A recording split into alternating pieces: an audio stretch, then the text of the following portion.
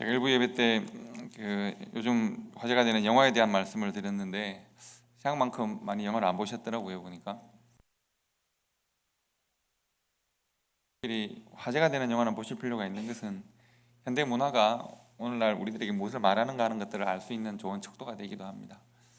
최근에 이제 한국 영화 한 편이 미국 사회에 크게 반향을 일으키고 꽤 많이 인기를 얻는 작품이 하나 있습니다. 젊은 분들일수록 많이 보셨을 가능성이 많은데 기생충이라는 영화입니다. 제목이 벌써 마음에 들지 않으시죠? 기생충입니다. 패러사이트라는 영화인데 미국에 꽤 많은 극장에 걸려 있고 호평을 받고 있습니다. 한국에서도 뭐 천만 관객이라고 말을 하죠. 칸 영화제에서 대상을 수상했습니다. 처음 있는 일이어서 다들 축하했었습니다. 근데 재밌는 일이 하나 있었던 것은 봉준호 감독, 이 영화를 만든 봉준호 감독이 얼마 전에 기자회견을 했습니다. 미국에서 기자회견을 했습니다. 미국 시장에 출시를 하면서 기자회견을 하는데 이제 미국 기자들이 물어봤습니다. 이제 미국 시장에 이것이 나왔으니까 아카데미상을 받고 싶지 않느냐, 혹시 관심이 있느냐, 뭐 이런 질문을 했습니다. 그랬더니 이제 봉준호 감독이 아주 재밌는 대답을 했습니다. 나는 이 영화를 가지고 세계의 모든 영화들이 출품되는 칸 영화제에서 대상을 받은 사람이다. 그런데 미국이라고 하는 한 나라의 영화들이 상을 받고 이렇게 하는 그 영화제에 내가 왜 관심을 가져야 하냐. 그리고 하는 말이 아카데미 어워드는 it is local이라고 말을 했습니다. 아카데미 어워드 is local이라고 했습니다. 그러니까 미국이라고 하는 한 나라의 상에 불과한 것인데 나는 이미 세계적인 상을 받았는데 이 사람은 배짱이 대단한 것이죠. 멋있다고 생각했습니다. 그러니까 미국이라고 하는 나라를 로컬로 말할 수 있는, 요즘은 그런 것이죠. 한국에서 무엇을 만들었지만 요즘은 세계가 워낙 좁아졌기 때문에 한국에서 만들었지만 이미 세계적인 것이 많지 않습니까? 그래서 한국에서 만든 기생충이라는 작품도 이미 세계적인 작품이다라고 하는 자부심을 드러낸 것이라고 생각합니다. 이 영화를 잠시 소개하면 영화 내용이 조금 충격적이긴 합니다. 배우 송강호 씨가 연기를 하는 기택이라고 하는 한 가정이 있습니다. 엄마, 아빠, 아들, 딸이 있는데 다 백수입니다. 그리고 반지하에 삽니다. 그러니까 그 집에서 이렇게 보면 거리에 사람들이 다니는 반지하에 살고 비가 오면 물이 차는 그런 집입니다. 이제 아들인 기우가 우연한 기회로 거짓말을 좀 하고 해서 IT 기업의 아주 대표인 아주 부잣집에 과외 교사로 들어가게 됩니다. 그 집에 딸 과외 교사로 들어가게 되고, 그리고 이 기택 집의 딸은 또 이 집 아들, 부잣집 아들의 미술 심리 치료 교사로 들어가고, 기택이라고 하는 이 가정의 아버지는 이 집에 운전사로 들어가고, 어머니는 이 집에 가사 도우미로 들어가는 거죠. 전 가족이 취업을 하는데 이 가정 사람들을 속이고 거기 있는 사람들을 거짓말로 해서 다 쫓아내고 전 가족이 이제 취업을 이 집에 하게 되면서 그야말로 이 가족으로부터 경제적 이익을 크게 얻게 되는 것이죠. 여기까지는 정말 반지하에 살던 집이 그래도 좀 지상에 올라와 성공하는 것처럼 보이는 일입니다. 하지만 영화의 반전이 시작되는데 이 사람들로부터 쫓겨난, 이제 속임, 거짓말로 쫓겨났던 원래 가사 도우미였던 문광이라고 하는 아주 연기를 잘한 배우가 있는데, 이 배우가 이제 갑자기 집에 찾아오는 것이죠. 찾아와서 비밀의 문이 열립니다. 알고 보니까 문광의 남편이 그 IT 기업 회장이 살고 있는 큰 집에 비밀스러운 지하에 기생해서 살고 있었습니다. 그리고 이 계단이 이미지가 나옵니다. 보시면 이 영화에서는 계단이라고 하는 것이 크게 이미지로 사용되는데요. 그러니까 이 기택의 가정이 살고 있던 집은 반지하고 계단을 올라가야 지상으로 올라갈 수 있습니다.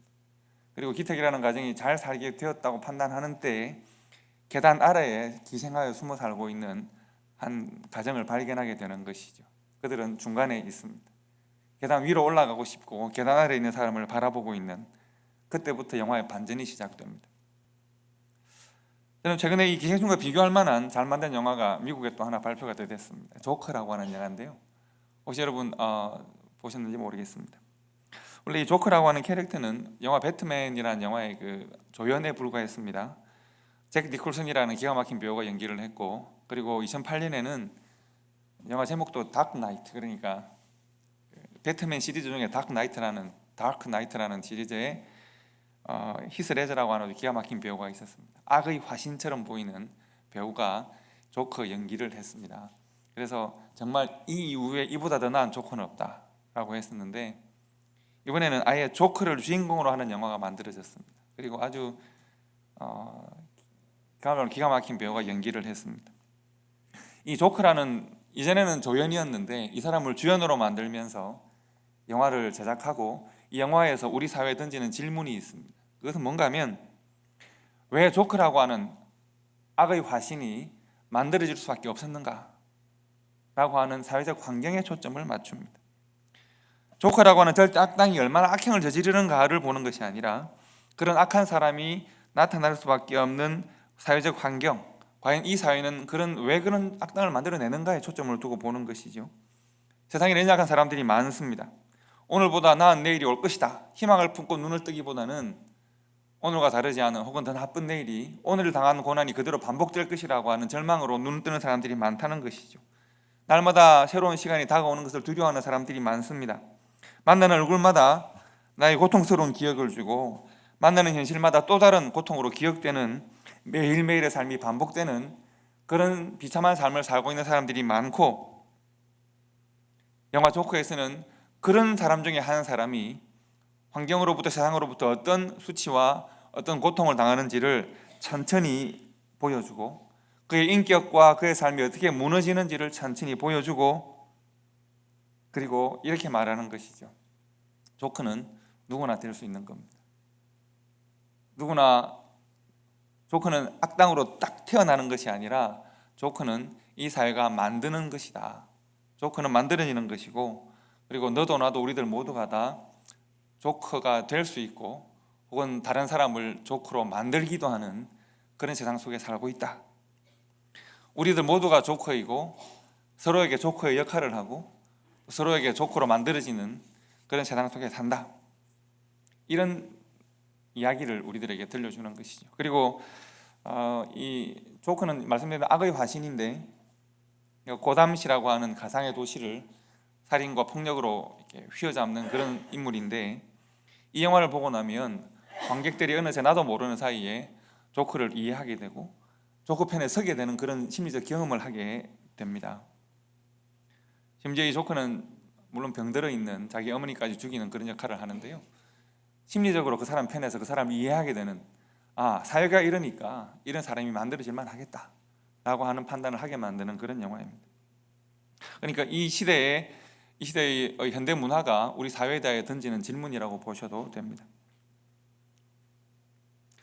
여러분, 그리고 오늘 성경 말씀 본문을 보시면 어떻게 보면 좀 우리가 당황스러운 장면, 우리가 잘 알지만 당황스러운 장면을 만납니다. 오늘 본문에서 우리가 누구를 만나죠? 사울 왕을 만납니다. 사울 왕은 오늘 읽은 본문 마지막 부분에서 뭘 하죠? 자기 아들 요나단을 창을 던져서 죽이려고 했습니다. 그래서 생각해 보면 사무엘상 19장에서 이미 사울 왕은 자신의 나라의 충성된 신하였던 다윗을 창을 던져서 벽에 박아 죽이려고 했다라고 성경이 기록하고 있습니다. 이미 다윗은 그를 도와서 블레셋과의 전쟁에서 승리하고 골리앗을 죽이고 충성하고 있는 신하인데, 사울왕은 다윗을 죽이려고 했습니다. 아무도 골리앗에 대하여 나서지 않을 때, 너는 창과 칼을 들고 내 앞에 나오지만 나는 하나님의 이름으로 너에게 나아간다 라고 하고 골리앗에게 달려가서 골리앗을 죽이고 블레셋과의 전쟁에 승리하게 하고 영광을 사울왕에게 준 것인데, 사울왕은 다윗을 죽이려고 합니다. 사울은 약속대로 다윗에게 자신의 딸까지 주어서 다윗을 사위로 삼았는데 말이죠, 사울왕은 다윗을 죽이려고 하고 자기 아들 요나단까지 죽이려고 합니다. 왜 이렇게 할까요? 여러분, 사울왕의 이러한 행동이 어디서 왔다고 생각을 하십니까? 저는 이 이유를 불안함과 두려움이라고 정리할 수 있다고 생각합니다. 사울왕이 다윗을 주목하기 시작한 것은 다윗이 골리앗을 죽였을 때가 아니라, 골리앗을 죽이고 난 다음에 백성들이 다윗을 찬양하기 시작했을 때입니다. 백성들이 사울은 천천히요 다윗은 만만이다 라고 하는 노래를 백성들이 부릅니다. 블레셋과의 전쟁에 더 큰功을 세운 것은 다윗이다라고 하는 것이 백성들 사이에 회자가 되자 그래도 성경에 보면 사울 왕이 다윗을 주목하기 시작했다라고 성경이 말합니다. 하지만 어쩌면 그것은 당연한 것이고 오히려 그런 용맹스럽고 충성스러운 신하를 둔 왕이 더 영광을 받을 수도 있는 것인데 그런데 사울은 불안함을 느낍니다. 자신의 왕권이 흔들리는 것 같습니다. 다윗이 어떤 의도를 가지고 있어서가 아니라 백성들이 나를 인정하지 않았어요. 여러분 생각해 보면 사울이 왕된 것은 자신이 정치적 의지를 가지고 왕권을 잡은 것이 아닙니다. 사울이 그저 베냐민 지파의 한 청년일 때 하나님께서 그에게 다가오셔서 그를 기름 부어 왕으로 세우셨습니다. 그런데 왕이 되고 난 다음 사울은 바뀌었습니다. 하나님이 나를 왕으로 세우셨는데 나는 백성들의 인정을 받고 싶습니다. 하나님이 나를 기름 부어야 왕이 되는 것인데 나는 백성들의 사랑과 인정을 받아야 왕이 된다고 생각했던 것 같습니다. 그래서 전쟁에서 이겨도 이 백성들과 장로들이 백성의 대표들이 나를 인정해 주지 않는 게 아니야? 라고 하는 고민을 하게 되고 전쟁에서의 승리가 하나님이 허락하신 것임에도 불구하고 하나님께서 명령하신 대로 그 전리품들을 다 불태워 없애지 않고 우상의 흔적들이기 때문에 그것을 다 없애라고 말씀하셨는데도 사울왕은 그것을 다 모아서 백성들에게 그것을 상으로 주어서 백성들의 마음을 사려고 합니다. 하나님의 뜻을 어깁니다. 뿐만 아니라 제사장 사무엘을 대신해서 자신이 제사를 드리기도 하고 말씀드린 대로 제물로 백성들의 마음을 사려고 하기도 하고 그리고 사무엘을 강요해서 제사장이자 선지자인 사무엘이 백성들 앞에서 하나님께 나의 이름으로 제사를 드려달라. 그래서 이 제사를 나를 위하여 드려달라고 즉 제사가 아닌 퍼포먼스를 해달라고 요청하고 강요하기도 합니다. 왜 그러냐 하면 왕권에 대하여 불안한 마음 때문에 그렇습니다. 백성들의 인정을 받고 싶습니다. 하나님이 나를 기름 부으셨지만 그러나 내 왕권의 뿌리는 백성들에게 있다고 생각을 하고 사람들에게 있다고 생각했기 때문에 그는 끊임없이 흔들렸습니다. 또 그는 두려움에 가득 찬 사람이었습니다. 그는 권력에 대한 두려움이 있습니다. 여러분 권력을 두려워한다는 것, 힘을 두려워한다는 것, 때로는 돈을 두려워한다는 것이 무엇입니까? 권력이 있는 사람이 권력을 휘두를 때 내가 거기 희생될 수 있습니다. 그래서 내가 두려워할 수 있습니다. 내가 왕이 다스릴 때 왕을 두려워할 수 있고 오늘날 공권력을 두려워할 수도 있습니다. 힘을 두려워하는 것입니다. 그러나 또 하나의 두려움은 힘에 대한 또 하나의 두려움은 내가 그 힘을 잃을까 두려워하는 것입니다. 즉 사울은 왕이 되고 난 다음 끊임없이 이 권력이 내게서 떠나갈까를 두려워했던 사람입니다. 여러분 이것은 돈에 대하여서 마찬가지입니다. 재물에 대하여서 마찬가지입니다. 재물이 없는 사람이 재물을 사모하는 것과 재물이 있는 사람이 잃을까 두려워하는 것은 같은 마음입니다. 결국은 우리가 이것이 하나님께 주신 선물임을 깨닫지 못할 때 재물을 얻지 못하여 내가 발버둥치는 것, 열망하는 것과 재물을 잃을까 두려워하는 것은 같은 마음으로 함께 재물의 노예가 되는 것입니다. 권력 또한 마찬가지입니다. 사울이 권력을 얻고 난 다음 이것을 잃을까 노심초사합니다. 아직 어리고 자기에 충성하는 이 다윗이 백성들로부터 인기를 얻으면 내가 백성들에게 인정을 받아야 왕이 되었다고 생각했는데 나보다 인정받는 사람이 있으니까 이것으로부터 두려움을 느껴서 이 두려움이 그를 분노하게 하고 그로 하여금 충성된 신하 다윗에게 창을 던지게 합니다. 여러분 우리들이 제가 말씀드린 재물이나 권력이나 다 마찬가지입니다. 나도 모르는 사이에 그것을 내 것이라고 생각할 때 우리는 그것에 집착하게 되고 나도 모르는 사이에 그것을 섬기는 사람으로 살게 됩니다. 우리 인생의 가장 위험한 것이 바로 이것입니다. 내가 뭔가 움켜쥐고 있는 그것, 놓을 수 없는 그 무엇이 내가 섬기는 신이 됩니다. 그것이 없으면 죽을 것 같습니다. 내가 그것이 없으면 안 되겠습니다. 이스라엘 백성들이 노예로 살 때 광야에 있을 때와는 다른 이스라엘에 정착하고 난 다음 생긴 마음이 바로 이 마음입니다. 그들이 우상을 섬기는 이유가 바로 이것 때문입니다. 내 것을 더 지키고 싶고 더 강화하고 싶고 더 크게 만들고 싶습니다. 하나님은 그런 하나님이 아니시거든요. 그래서 그들은 우상을 섬기기 시작했습니다. 구약의 선지자들은 이스라엘의 이런 왜곡된 신앙을 빗대어서 말을 하기를 마치 그들이 남편을 두고 다른 남자를 사랑하면서 남편에게 가서 저 남자가 나를 더 사랑하게 해달라고 요청하는 것 같다라고 성경은 그렇게, 구약 선지자들이 그렇게 말했습니다. 창을 들고 아들에게 분노하여서 내가 다윗을 죽여야 하겠는데 너가 왜 다윗을 피하게 만들었는가? 그래서 요나단에게 분노해서 아들까지 죽이려고 창을 던지려고 하는 이 사울을 정지시켜놓고, 이걸 하나의 드라마라고 보고 정지 화면으로 만들어 놓고는 똑똑똑 사울 왕에게 한번 물어봅시다. 당신은 도대체 왜 이렇게 분노하고 있는가?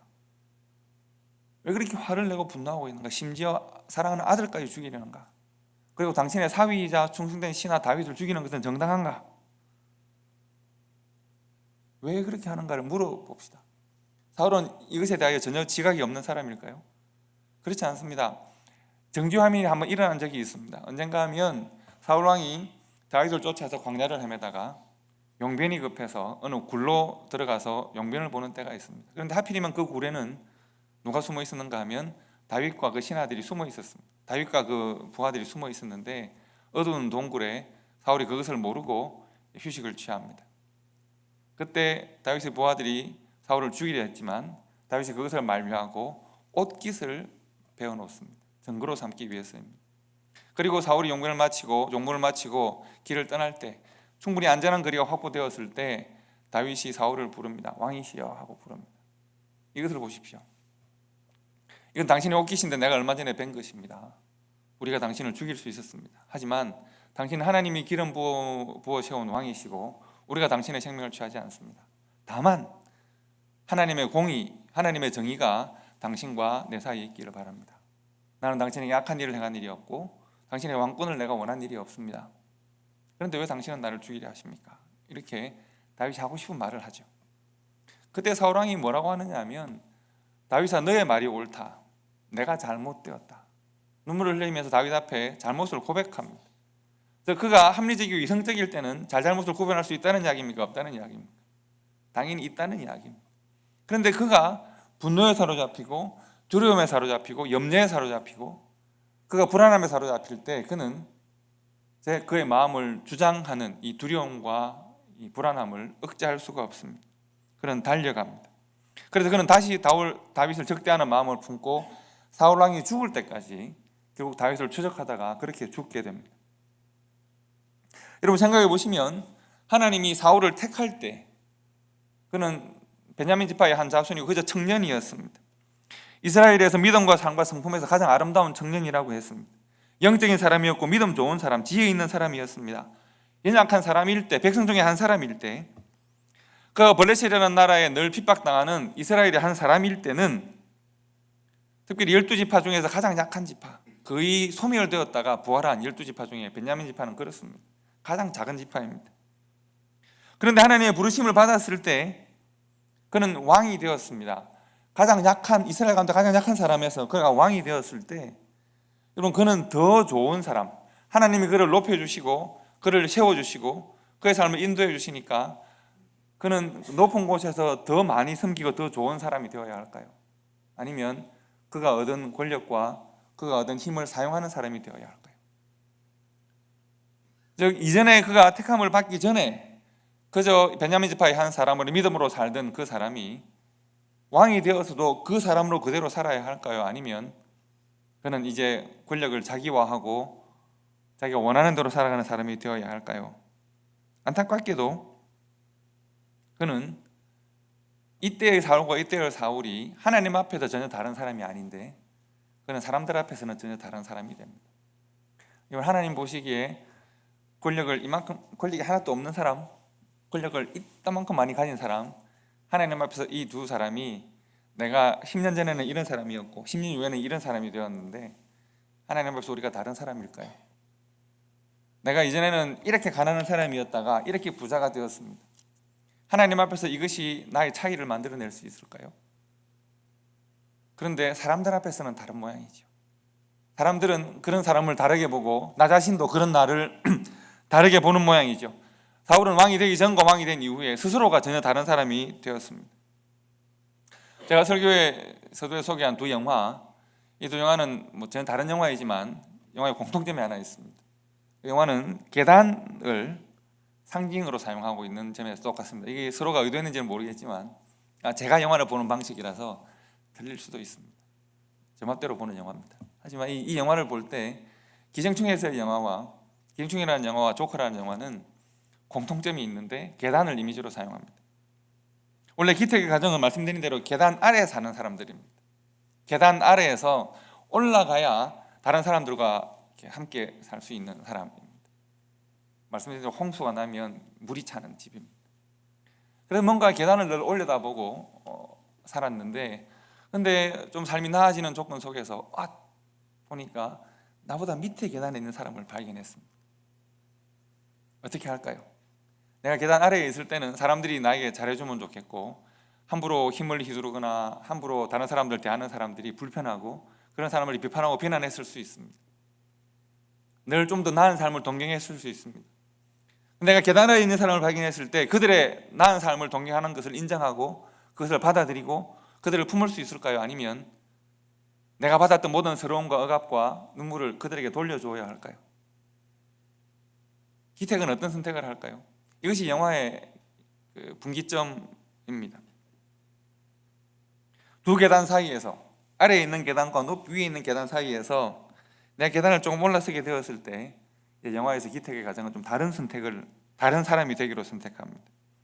위에 있는 계단을 바라보면 한없이 비겁하고 공손했던 그들이 나보다 위에 계단에 있는 사람들에 대해서는, 내가 스스로 기생충이 되었던 사람들이 나보다 계단 아래에 있는 사람들에게는 기생충이 되기를 강요하는 그런 삶을 선택합니다. 조커에서도 마찬가지입니다. 조커라는 영화는 보기에 마음이 좀 불편할 수도 있는 영화인데, 아스플렉이라고 하는 이 희극 배우인데 웃기지 않은 희극 배우입니다. 희극 배우인데 웃기지가 않습니다. 멸시당하고 무시당합니다. 근데 그가 이제 날마다 넘을 수 없는 하나하나의 계단들을 이렇게 올라가는, 날마다 벽을 만나는 삶을 살다가 드디어 세상이 조롱하는 내가 세상의 편에서 다른 사람들을 조롱하기로, 악이 되기로 결정합니다.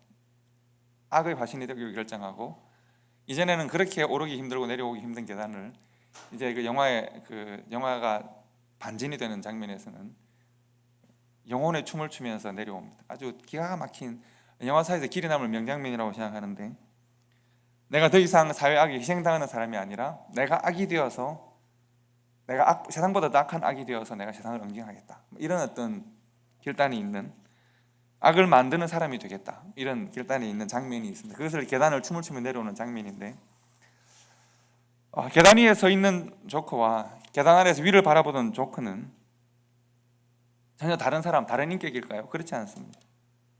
계단 위를 바라보던 기택이라는 사람의 가족들, 계단 아래를 바라보는 가족들은 전혀 다른 사람들이 아닙니다. 같은 사람들인데 상황이 바뀐 것이죠. 여러분, 베냐민 지파의 한 경건한 청년으로 살던 사울과 이스라엘의 기름 부음 받은 왕이 된 사울, 하나님 보시기에 이것을 두 사람은 다른 사람일까요? 사울만 그런 것은 아닙니다. 목동이었던 다윗과 이후에 그가 부하를 죽이고 죽인 부하의 아내를 빼앗는 다윗은 서로 다른 사람일까요? 하나님이 주시는 지혜로 충만했고 기름 부음을 받으신 솔로몬과 수많은 이방 여인을 취하고 이방의 우상들을 이스라엘로 가져오는, 자기를 위한 삶을 결단하는 솔로몬은 다른 사람일까요? 그들 모두 같은 사람입니다. 근데 상황이 달랐더니 세상보다 더 악한 세상이 되어서,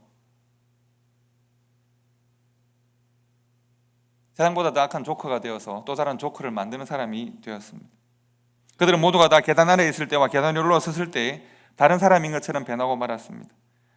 희생되는 것 같고 소비되는 것 같고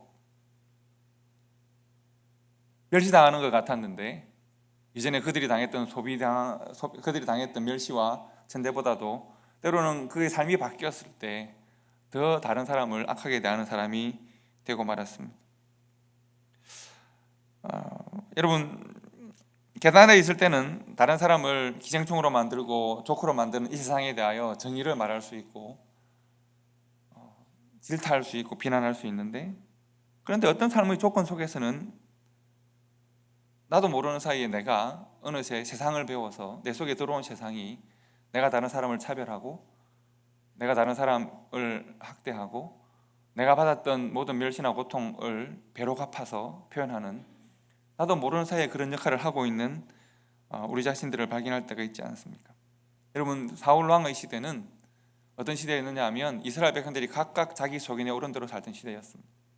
자기 욕망과 욕심대로 살던 시대였습니다. 자기 가치로 살던 시대였습니다. 그런 시대에 하나님께서 한 사람을 택하셔서 그 시대를 넘어서는 하나님 나라의 왕, 하나님의 나라, 하나님 나라의 왕으로 그를 삼아 주셨는데, 그런데 그가 지금 불안하고 두려워해서 충신이고 사위인 다윗에게 창을 던져서 그를 못 박아 죽이려 했고, 창에 벽에 박아 죽이려 하고, 나의 정적으로 내가 삼은 다윗을 피하게 만든 내 아들까지도 창을 던져 죽이려고 하는 이런 악한 모습을 보이고 있습니다.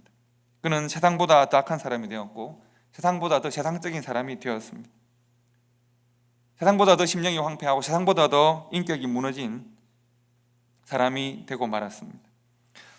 여러분, 우리는 믿음으로 사는 사람들인데, 말씀으로 사는 사람들인데, 우리가 사울처럼 될 수도, 다윗처럼 될 수도, 솔로몬처럼 될 수도, 우리가 성경에 나와 있는 수많은 사람처럼 될 수도 있습니다.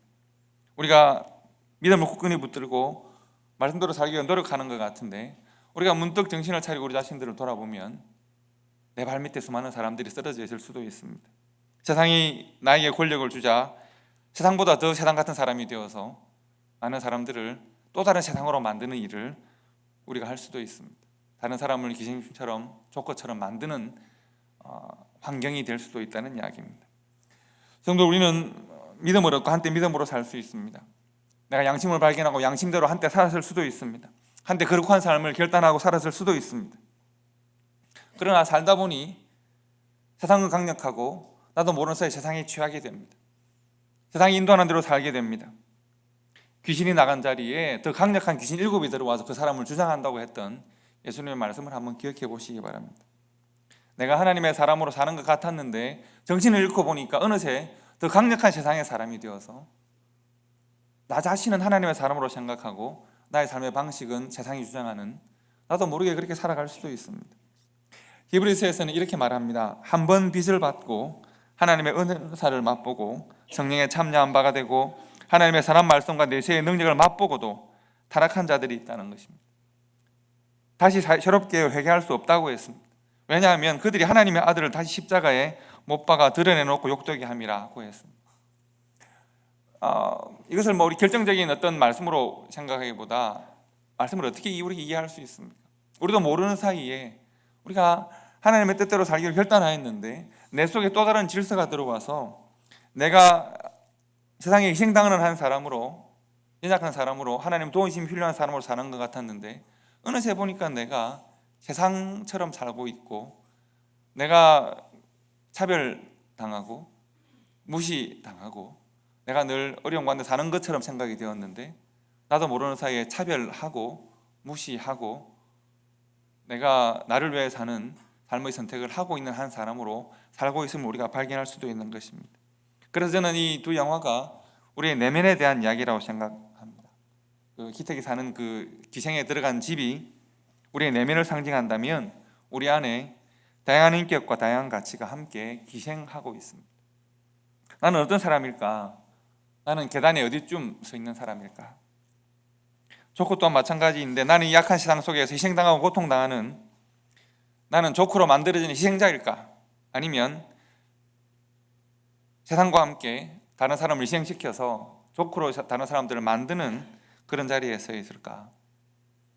아니 제가 이렇게 그냥 연약한 한 1인으로 살고 있는데 그렇게 하겠습니까? 이렇게 생각을 하실 필요는 없습니다.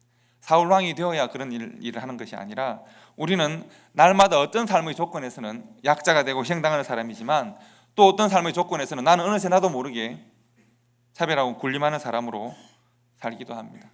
나는 계단의 중간에 서 있기 때문에 내가 스스로를 잘 돌아보지 않으면 계단의 중간에서 나도 모르는 사이에 위를 바라보고 비겁해지고 아래를 바라보며 강력해지는 괴물이 될 수도 있습니다. 내 안에서 조커가 싸울 수도 있습니다. 그래서 여러분, 다윗이 고백합니다. 하나님의 사람 다윗이 고백하기를 내 죄가 항상 내 앞에 있습니다 라고 고백합니다. 하나님, 나를 씻기시고 나를 정하게 하시고 나를 붙들어 주십시오. 왜냐하면 하나님, 나를 유혹하고 나를 인도하는 내 죄가 항상 내 앞에 있습니다. 사도 바울이 그래서 고백했습니다. 오라 나는 정말 공고한 사람이로다. 이 사망의 몸에서 누가 나를 건져내랴. 나는 하나님의 뜻을 따르기를 원하고 뜻대로 살기를 원하는데 세상이 끊임없이 나를 세상 닮게 하는도다. 세상이 끊임없이 나를 세상의 전사로 세우는도다. 하나님의 뜻으로 십자가로 살기를 원하는 나에게 끊임없이 세상의 삶을 강요하는, 그러나 저항할 수 없는 이 속에 나는 곤고한 사람이다라고 스스로를 고백하였습니다. 성도는 어떻습니까? 우리가 고민해야 합니다. 우리가 생각해야 합니다.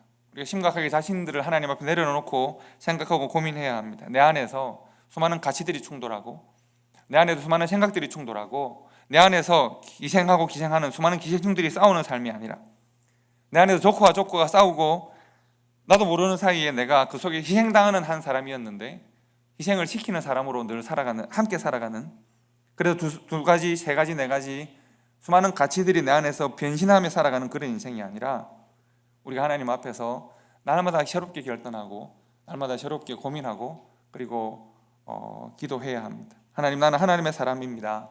나는 복음으로 살기를 원합니다. 나는 십자가의 길을 걷겠습니다. 나는 믿음으로 살고 소망으로 붙들고 살고 하나님의 사랑으로 헌신하며 살겠습니다.